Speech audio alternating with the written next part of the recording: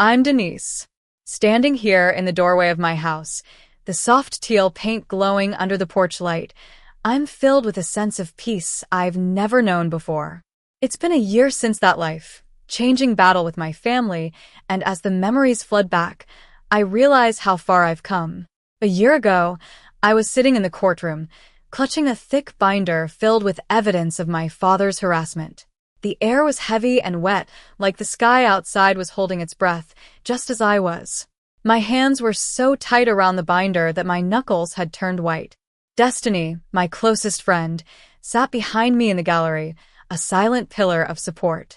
My father, Henry, walked in wearing his most imposing suit, trying to exude an air of importance. My mother, Olivia, trailed behind him, eyes red, avoiding my gaze like I was a stranger. When the judge entered, the room fell silent. Ms. Denise Thompson, the judge said, glancing at the paperwork. You're requesting a restraining order against your father, Henry Thompson. Yes, Your Honor, I replied, my voice surprisingly steady. My lawyer, Vanessa, a woman with a calm voice and sharp eyes, took over. She laid out each piece of evidence, the text messages, the police report from the time he had me locked out of his pretend ownership of my house, and the CPS visit report marked unfounded. As each piece of evidence was presented, Henry shifted uncomfortably in his seat, his jaw tightening with every revelation. When the judge asked him if he had anything to say, he stood up abruptly. This is ridiculous, he said. I was worried about my grandson. She's unstable, emotional. She needs family support. Family support? I couldn't help but whisper. You called the cops on me, Dad. The judge looked at him. Sir, did you call the police and Child Protective Services on your daughter? Yes, but I had reason, he stammered. Was your reason verified? The judge asked. He hesitated. No, but... The judge raised a hand, cutting him off. Just then, Vanessa slid a photo across the table. It was a picture of my 5-year-old son, Ethan, alone by his birthday cake, looking so forlorn. This, she said, was the day Mr. Thompson and his family were supposed to attend Ethan's birthday. Instead, he texted Denise for money. This isn't concern. It's coercion. Henry's face went pale. For once, he was speechless. When the judge finally brought down the gavel, the words echoed in my ears like thunder. 4-year restraining order granted. Mr. Thompson, you are not to contact or visit Ms. Thompson or her child directly or indirectly. Any violation will result in arrest. Outside the courthouse, the sky finally opened up and the rain poured down cold and clean. I stood on the steps, letting it soak through my hair. Destiny opened her umbrella, but I waved her off. I want to feel it, I said. She smiled softly. You earned it. But how did I get to this point? It all started with Ethan's 5th birthday. I was so excited to throw him the best party ever. I went all out: balloons, a bounce house, and a superhero cake that cost a small fortune. I sent out invitations 6 weeks in advance, texted reminders, and even offered to pick up anyone who needed a ride. My mother, Olivia, had always been the type to smooth things over for my father. She'd say, "Of course we'll be there," with a fake smile, while my father, Henry, a man who believed that control was a form of love, added, "Ethan's such a great kid. I can't wait to see him." But on the day of the party, no one showed up. There wasn't a single car in the driveway, and my phone remained silent. The only sounds were the squeaking of the bounce house in the backyard and Ethan's innocent voice asking, "Did Grandpa get lost?" I forced a smile and lied, telling him maybe. That night, I boxed up the leftover cake, trying hard not to cry. 3 days later, my phone buzzed. It was a text from my father. Need $2,200 for your brother, Leo's graduation. Send by Friday. I stared at the screen, and at first I thought it was a bad joke. But then I realized he was serious. I remembered the last time he'd asked me for money. Leo had crashed his car, and I'd paid for the repairs because I thought that's what family did. But this text was the final straw. It made me realize that they had always seen me as a source of money, not as a loved family member. That night, After Ethan fell asleep, I opened my banking app. My hands were shaking, not from fear but from a new, found determination. I typed in $1 and wrote "best wishes" in the memo line. Then I hit send. I waited for regret, but it never came. Instead, I felt a strange calm. I had finally drawn a line in the sand. The next morning, my phone started buzzing before sunrise. It was my father. "I think there's a mistake. You only sent $1. I stared at the screen, sipping my cold coffee. "There's no mistake," I typed back. "That's all I could afford after the birthday you skipped." Then I turned my phone face down. For the rest of the day, there was silence. I almost dared to hope that he had finally understood.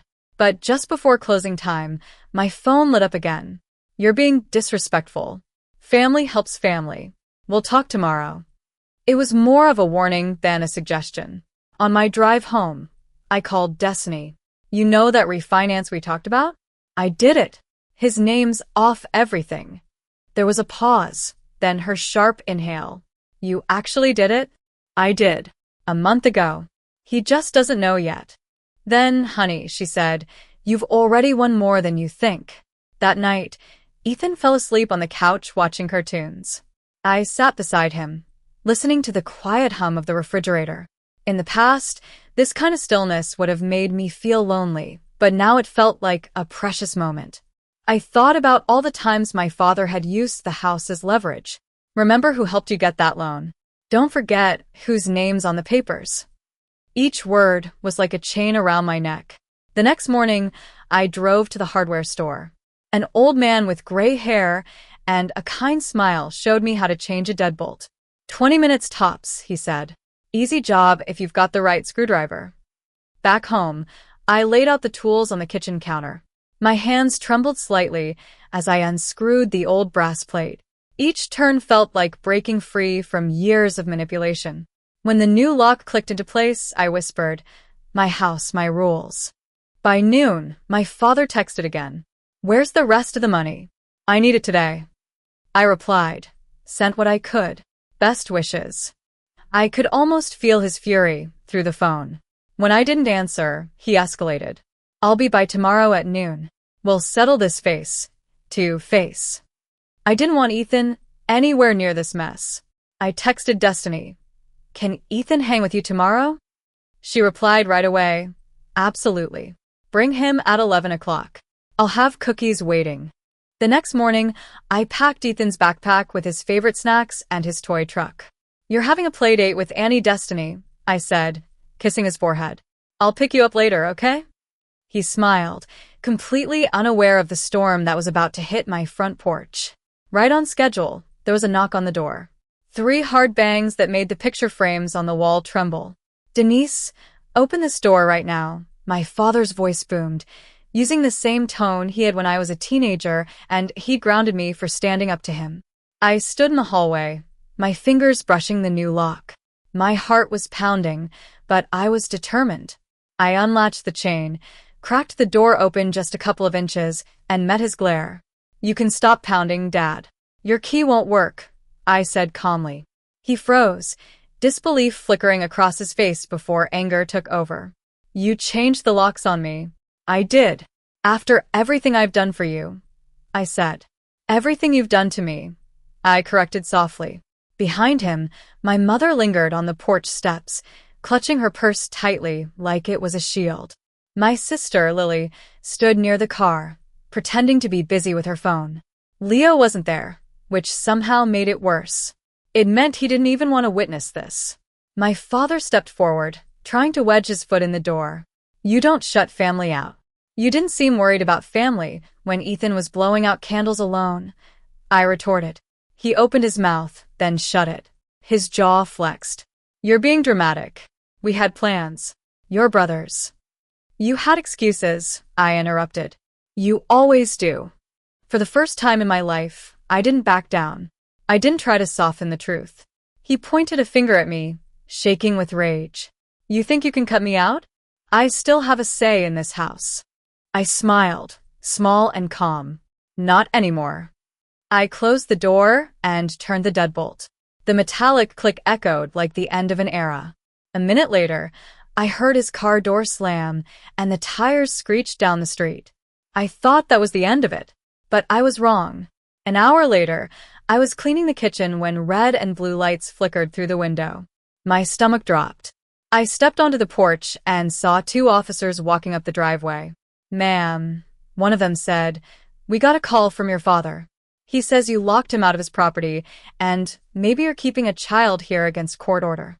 The world seemed to tilt. What he claims there's concern for the child's safety, I forced a breath and replied, "You're welcome to check. My son's with a friend right now, but this is my house. I refinanced it months ago. I have the paperwork inside." They followed me in, and I laid out the manila envelope on the table, filled with deed copies, payment records, and everything they needed to see. One officer nodded slowly. "Everything checks out, ma'am. Looks like your father doesn't live here." When they left, I sank onto the couch, shaking not from fear but from the absurdity of it all. He'd really called the cops on his own daughter. The next morning, I knew it wouldn't be good news when my phone buzzed at 8:04 a.m. It was a message from Lily. "Dad said you're in trouble. CPS might stop by today. Just cooperate, okay?" I stared at the screen, my disbelief turning into a white, hot rage. He hadn't just called the cops. He'd called Child Protective Services. By noon, I was pacing the kitchen, the smell of burnt toast from breakfast still lingering in the air. When the doorbell rang, my stomach clenched. Through the window, I saw a woman in a navy blazer holding a clipboard. Her smile was careful but professional. "Miss Denise Thompson?" she asked when I opened the door. "Yeah," I said, forcing my voice to be steady. "You must be from CPS. Sarah?" She nodded. "We received a report of possible neglect. Something about leaving your child unattended." My laugh came out half broken. "That's creative," I said, stepping aside. "Come in." As she walked through, I pointed out Ethan's drawings on the fridge, his school photo on the wall, and the neatly stacked lunchboxes on the counter. The living room smelled like lemon cleaner and crayons. "Ethan is with a friend right now," I said. "He's fine." "I can give you her number if you want to verify." Sarah nodded, scanning the living room like she'd seen this scene 100 times. "You seem organized," she said finally. "Do you know who might have made the report?" I almost laughed again. "My father." Her brows lifted slightly. "That happens more often than you'd think." She closed her notebook. "Everything looks fine here. I'll file this as unfounded." The moment the door closed behind her, I exhaled like I'd been underwater. Relief washed over me, but there was also a sense of foreboding. I knew my father wasn't done yet. Destiny came by that night with takeout. I told her everything, from the text message to the lock, changing to the CPS visit. She listened, shaking her head. "Girl, this isn't family anymore." "This is harassment," she said. "I know," I said quietly.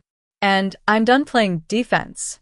The next morning, I called my real estate lawyer, Mark, who had handled my refinance. "I need to make sure my dad can't access anything tied to the old mortgage," I said. He looked over the files and smiled. "You're clean. Everything's in your name alone, but you might want to talk to someone in family law just to make it official." That's how I met Vanessa.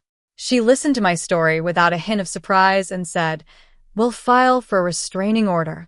He's already used law enforcement once. You need to protect yourself before he does it again." It took a week to gather all the evidence, police reports, the CPS visit details, screenshots of his text messages, and even voicemails where he'd called me ungrateful and unstable.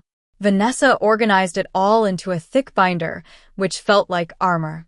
And now here I am a year later. After the restraining order was granted, life changed.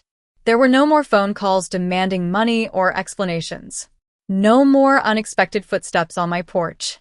My mother stopped by once, leaving a basket of fruit on the doorstep with a note that said, "I hope you're okay." I never called her back.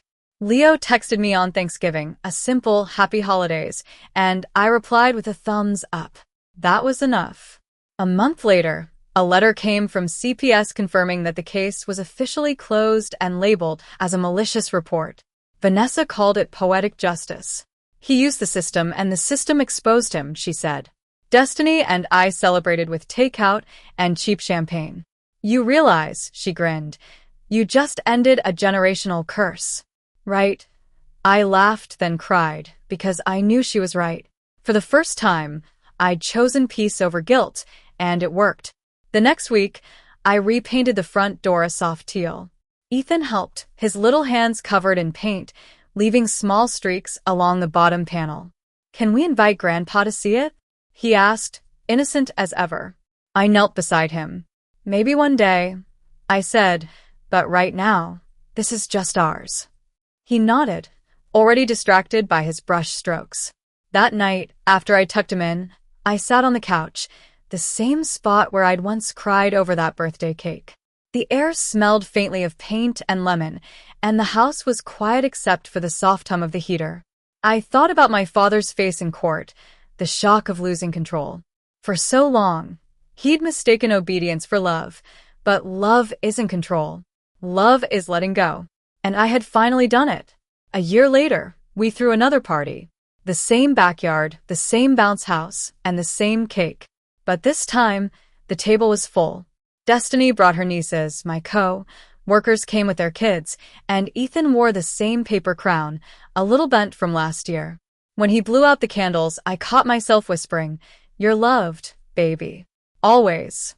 He looked up and smiled like he already knew. As the sun dipped behind the fence, I glanced at the front gate. No shadows waiting. No footsteps that didn't belong. Just laughter, warm and ordinary. For the first time, it really felt like home. If you've ever had to choose peace over family, you know exactly what I mean. Tell me your story in the comments. I read every single one. And if you want more stories like this about finding your voice when they try to take it, subscribe. You're not alone.